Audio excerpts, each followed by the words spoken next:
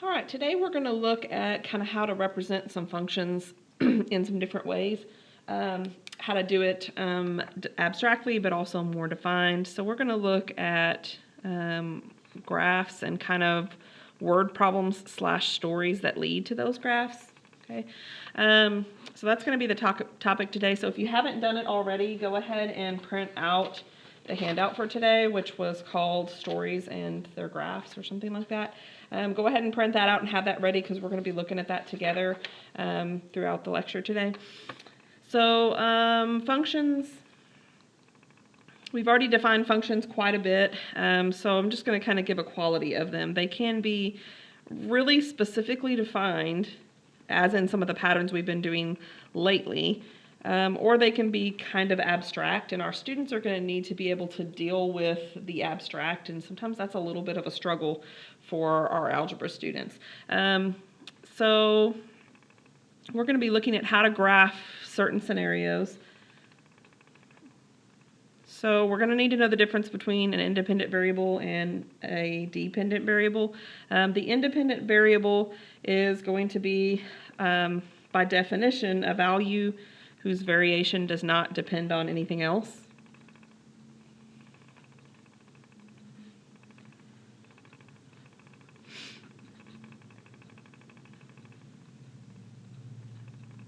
But another way that we like to say this is it's always going to be the input variable.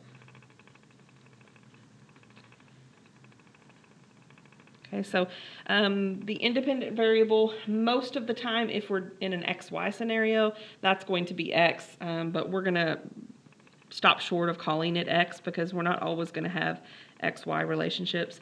So dependent variables, not surprisingly, are the opposite. So it would be a value whose variation does depend on another.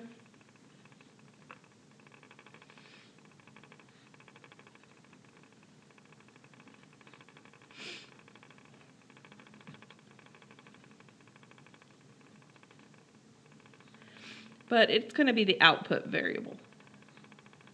So a lot of teachers teach functions like input-output. They'll even have like little input-output machines where you put a number in the machine and you output some result out from that machine.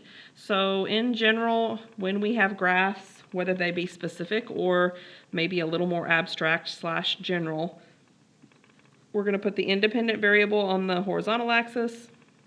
Okay, always, and we're going to put the dependent variable on the vertical axis. Okay, so we're going to look through this worksheet. So kind of as we work through this together, what I'd like you to do, and because we have a video you can do that, is I'd like you to try to do these problems yourself and maybe pause the video and then we'll look at these together. Okay, so maybe like after each one, pause the video, try to do it on your own, and then come back to the video and see if your answer kind of matched up with mine, kind of like we would do in class if we were face-to-face. All right, so hopefully you've already looked at this on your own, but let's look at this together. So there are some problems where our students are going to be asked to just kind of generally, abstractly show a graph based on a certain scenario. So let's read number one. A helicopter left the landing pad at the top of the skyscraper and then quickly flew downwards towards the ground and maintained a 5-foot distance above the ground for a while before it had to fly up above a small hill and land at the bottom of the far side of the hill. Draw a distance versus time graph that depicts the journey of the helicopter. Okay, so first thing we need to do is decide which of our variables should be our independent variable and which one should be our dependent variable. Notice we're doing distance versus time, right? So we know that those are going to be our axes. And distance couldn't be the independent variable. Time does not depend on distance, right? Distance would depend on time. So we would need to put time down here. Okay, which means that's the independent variable. And then the distance we travel is dependent on how long we've had, basically. Okay, so notice there's not a whole lot of number information. That's why we would call this example kind of an abstract one. We do have one number amount, which is 5 feet, but everything else is just kind of general. So the first thing is we have a helicopter landing pad at the top of the skyscraper, which means we can't start at 0. We need to start somewhere up above. Now, I just chose this point. You could have started all the way up here. It really doesn't make any difference, but you definitely don't start at 0, okay? So if you read the scenario, notice that it's going to fly pretty quickly downward. So I'm going to have it fly down pretty sharply. But then it's going to hover at about 5 feet. So I'm putting 5 feet at this one unit. But again, it doesn't really say how long that is or what our units are going to be. So you don't really have to do that. So let's say we hovered for a little while. Okay. And then if you keep reading the problem, it says that then it had to fly up over a hill. Okay. And it probably had to clear said hill. And then it flew back down to the ground. Okay, so our students are going to need to be able to go from a scenario like this to a graph, and then vice versa. We're going to practice the opposite of that, which is where we start off with a graph and we come up with our own story a little bit later. Okay. By the way, these are all really pretty prevalent Algebra 1 topics. So these are like your 9th grade issues, 8th grade if they're taking Algebra 1 ahead of time, which most districts are still offering that. So, all right, so let's look at number 2. Number 2 is definitely more specific. Okay, so number 2 is what I would call a really defined function, whereas this one wasn't that defined, right? The only value we really had was the 5. So again, I want you to pause the video, okay, and I want you to see if you can maybe get out some different colors and maybe graph these 2 different taxis, because we have 2 taxis. We have taxi 1 that charges $2 at first, increasing at $1 per half mile. And then we have taxi company 2, which looks like it doesn't start off costing anything, but then it goes up by $1.50 every time. Okay, so I want you to pause the video, see if you can come up with maybe a little bit more defined graph. So if you have values like we do here, then I want them to show up on your graph.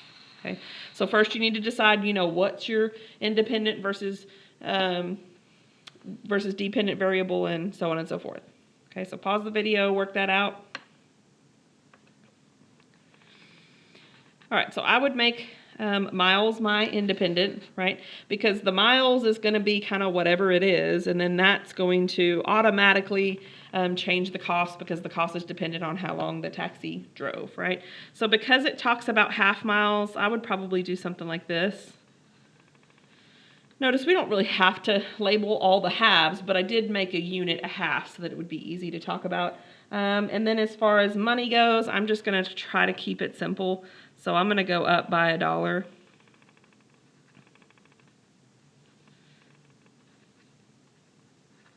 You want to pick a scale factor that's appropriate for the problem that you're doing. All right, so I'm going to use green to talk about taxi company number 1. So notice we start off with at 0 miles, we have a $2 charge, and then we're going up by $1 every half mile. And notice because I made my units half miles, that actually works pretty nicely. So this is certainly a linear change because it's constant, right?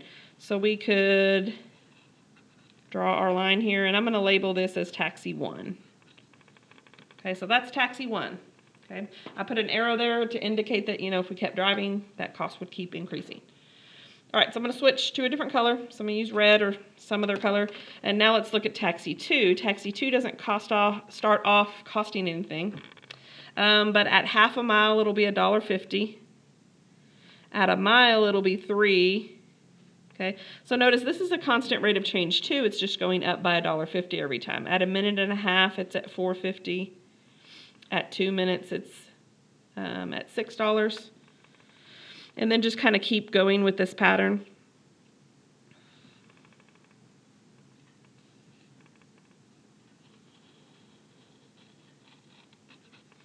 So notice this would be taxi 2, right?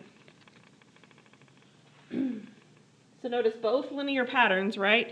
So you could ask all kinds of questions of your algebra students if you had a question like this, right? What I asked you for was how many miles does it take for the cost of the 2 companies to be the same?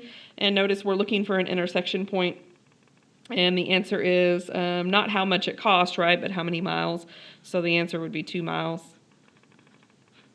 Okay, but you could ask them questions like, for how long is taxi company 2 the better deal, right? Taxi company 2 is the better deal until you hit 2 miles, at which point taxi company 1 kind of overtakes it, right? So you could ask them all sorts of questions, but at 2 miles, the companies would have the same cost, right? And if I asked you for that cost, which I didn't in this case, that would of course be $6. Okay. Okay, so believe it or not, some of these skills are really kind of challenging for our students to try to master. So I want to look at, my marker kind of bled through there, but that's all right. I want to look at this next problem, and I want you to maybe, first of all, figure out what you think the answer is, but then I kind of tell you what the wrong answer is, so it's not really about really getting it right or wrong.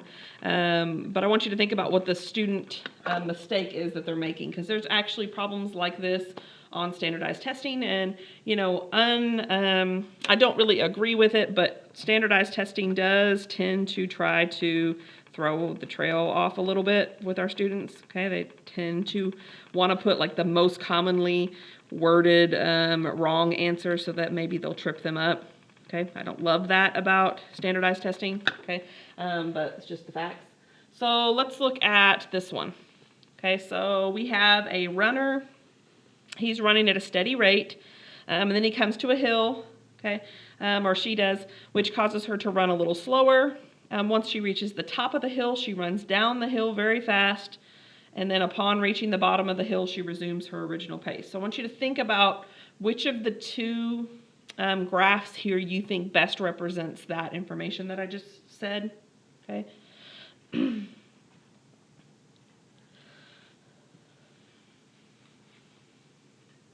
All right, so once you thought about that and got your answer, hopefully you paused it and kind of thought about it for a minute. So I'm going to give you kind of the wrong answer. Many students choose the first graph, which actually is incorrect. Okay, this is the correct graph.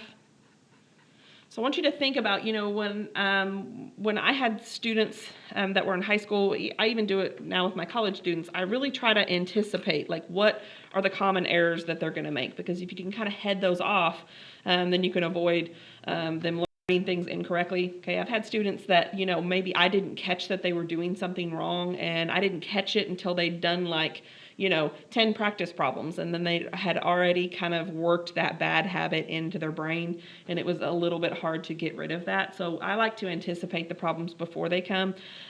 So this is not the correct answer, the one on the left, but let's talk about why you think they might choose that, okay? Because it would be a really commonly chosen incorrect answer. Notice the constant speed's right? It's constant speed at first and at the end. And they choose this one because if you listen to the description of the path, okay, or the hill goes up and it comes down, right? So if I were asking, if this were a graph of the actual hill the person was running on, this would be correct, right?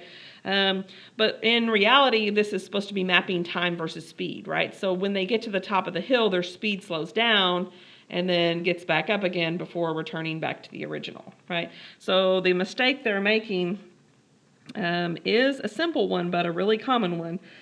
Basically, they're choosing the one that resembles the path/hill, not the one that shows the runner's speed like they're supposed to.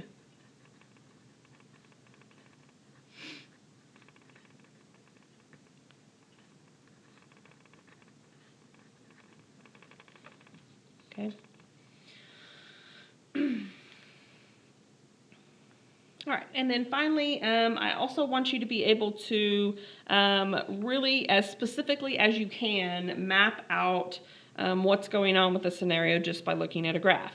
Okay, so this is a graph of someone's drive home from work, and I'm asking you to write out what the story would be.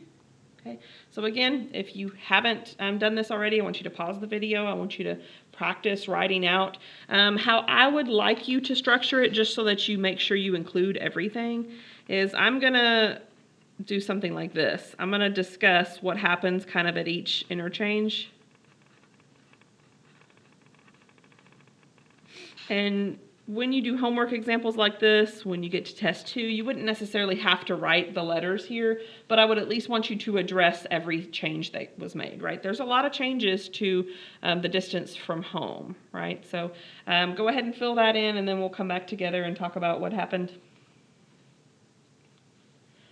All right, so the first thing to notice is we are mapping time versus distance, right? We're not really talking about speed unless we look at the slope of the line, which we will talk about that just in a bit, right? So from A to B, notice she is traveling at a decent speed, right? So we might say something like this. Marie left home, she left for work, right? And rather than talk about speed, let's just say she traveled a certain amount of distance in a certain amount of time. So let's say she traveled 5 miles, because she did, right, in 5 minutes. By the way, that means she was going about 60 miles an hour, okay? She was averaging 60 miles an hour, okay? But then notice what happens, right? Once she hits here, right, she has to go back home, right? And how do we know she goes back home? Because the distance starts to go down, right? So I'm just going to make it kind of a story. So let's say she forgot something. And so she had to return home, and notice her rate of return on the way home was the same. So I'm just going to say at the same rate.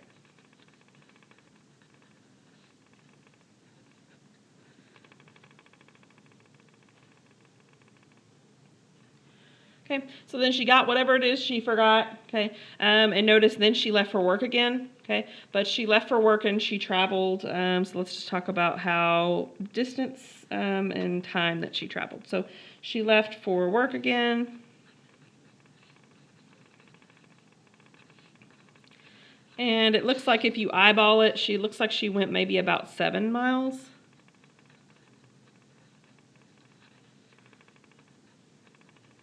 And then let's list the span of time it took her. Notice it took her from 10 to 25 minutes, so it took her 15 minutes.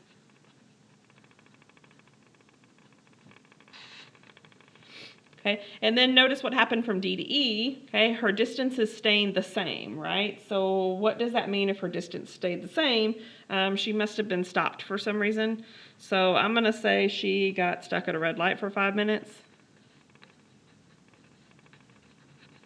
Notice these little details that I'm kind of adding in. I mean, we don't know she got stuck at a red light. You could also say she ran into the grocery store for 5 minutes. I mean, whatever you want to say. But she didn't change her distance from home in that 5-minute period. So you need to list something like that. And then finally, it looks like she was on her way and she made it all the way, right? So from E to F, I'm going to say this, though. She did speed up. Okay? So she sped up because the slope is bigger, right? And then she traveled...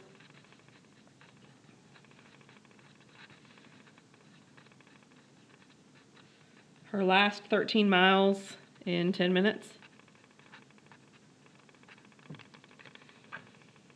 Okay, so a lot of times I might ask you to do this in some sort of paragraph form. Okay, here we just so happen to have letters that we could talk about each little span of her drive from home to work.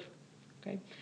So what I'm going to ask you to do in the homework for today is some similar activities. So page 1 of your homework is asking you to go from stories to graphs. It's going to describe a scenario, and you're going to need to make sure you can graph it. However much detail the homework problem asks you for, you need to put that in your graph. So for instance, if there's values that it's showing, you need to make sure that you're labeling your axes, that you're going by whatever unit you need to, and so on and so forth. Okay, and then there's the opposite where it's going to give you a graph, or maybe even like a set of graphs, and then you have to come up with a story for that. And again, I want you to be as detailed as the graph is for that problem.